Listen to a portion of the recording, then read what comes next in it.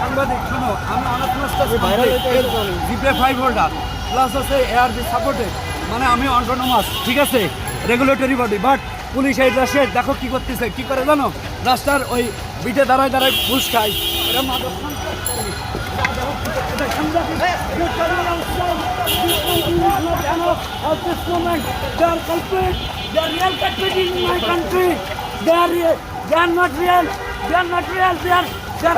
সাংবাদিক